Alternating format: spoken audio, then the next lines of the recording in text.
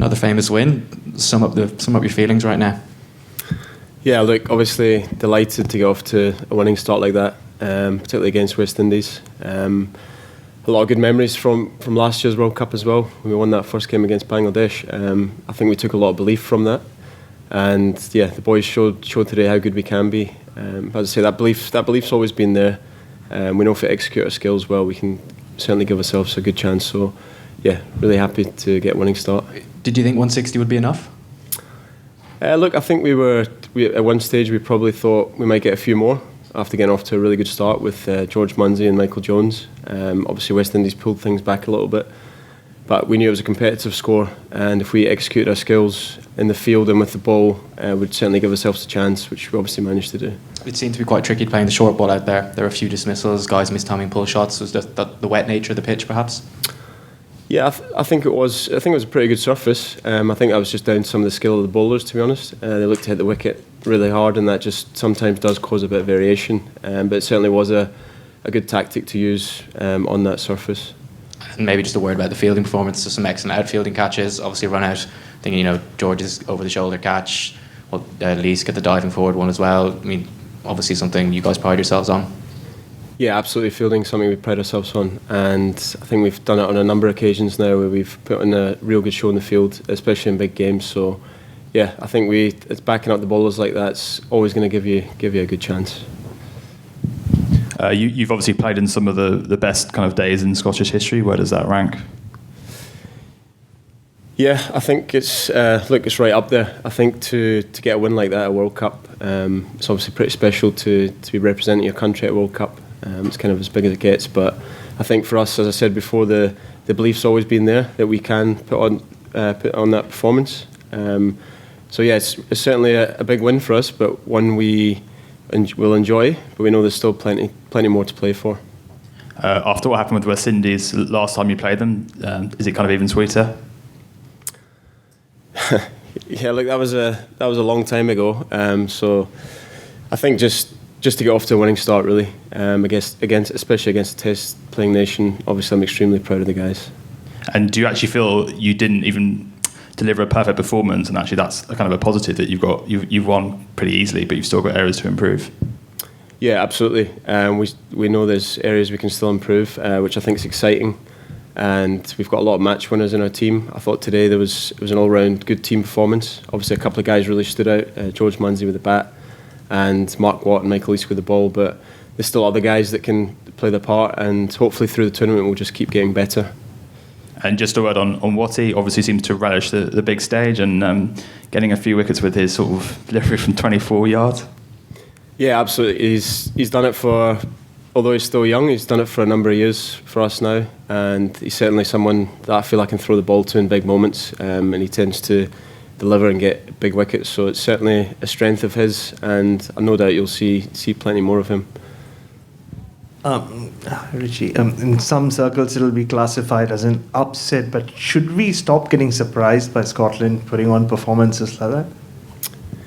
Yeah, look, as I said, for us we knew we were going to have to play well because we're playing against a very good team, but we back our skills, and we know on the day it's just about executing as well as we can. So yes, it's a big win, but as I said, that belief has always been there that we can do it. And you spoke about the skills of the bowlers coming through, and it's a pretty experienced attack now. You've been playing with the same one. So what are those skills that really came off, you think, today? Well, as I said with the bat today, obviously George Munsey and Michael Jones were excellent up front. They gave us a great platform, which kind of gave us a bit of time to get in through the middle. And then, as I said, there was a couple of cameos from Callum McLeod and Chris Greaves towards the end, which gave us that competitive score. So again, as I said, the fielders were excellent today. We backed up the bowlers and took our chances, which is key in this format. Not just about the bowlers, you spoke about the bowling skills. Have you guys discussed certain lengths to bowl on these Australian pitches to use the bigger boundaries at all?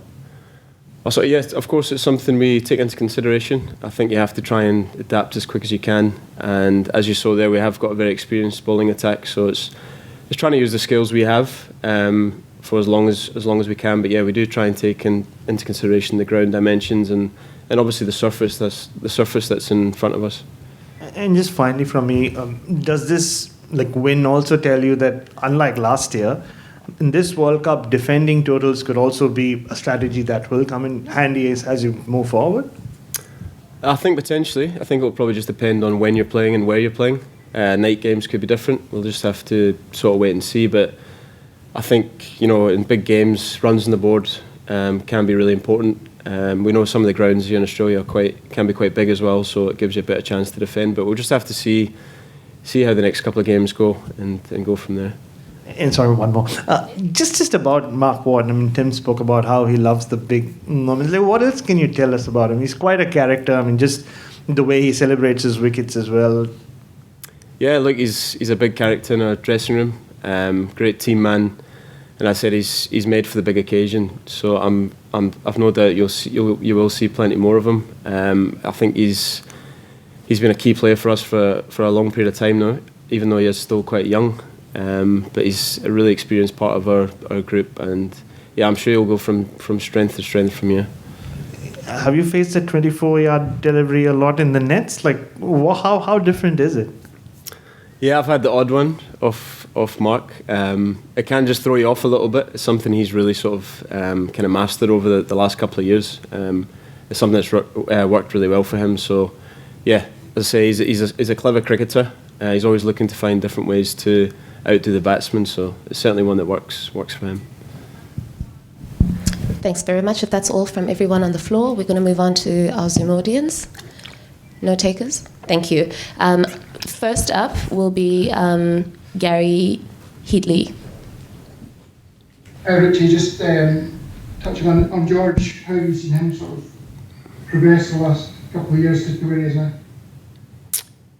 Sorry, is that George Munsey? Yeah? George Munsey, sorry. Yeah, look, he's been a really important part of our lineup for a while now. Obviously, with the intent he brings to the top of the order, I think a lot of other guys can feed off that, and he certainly puts the bowlers under a lot of pressure, which makes it easier for the guys at the other end. So he's gone from strength to strength, and we've always believed he can do it against the best. So hopefully his good form will continue from here. And just obviously the next game, a couple of days away, how do you did you say celebrate this but then park it quite quickly?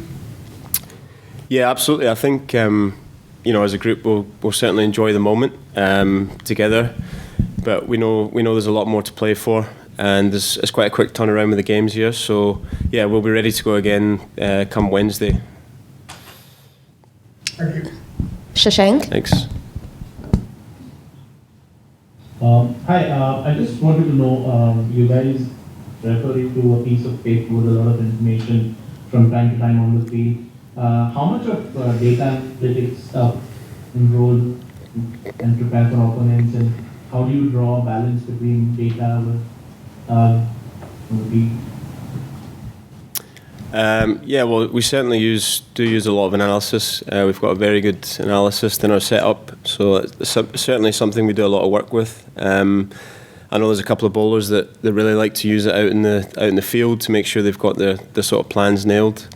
But for me, still a lot of the time you have to go with your instinct in terms of the decisions you're going to make. So yeah, I think it's different for different people, but certainly something we do try and use as much as we can. And finally, Ruben. Hi, Richie. Congrats for Ruben. Gee, you'll probably have to ask him that one. I'm not even sure it was anything to do with cricket, to be honest. But no, he's as I say, he's on top of his game, and he's always looking to stay ahead and find different ways to sort of counter what the batters are trying to do. So I'm sure he had a few notes on there just to remind himself of who he was coming up against and what he was looking to do. Thanks very much, everybody. We'll be crossing over to Coach Phil Simmons shortly. Thanks, guys. Cheers.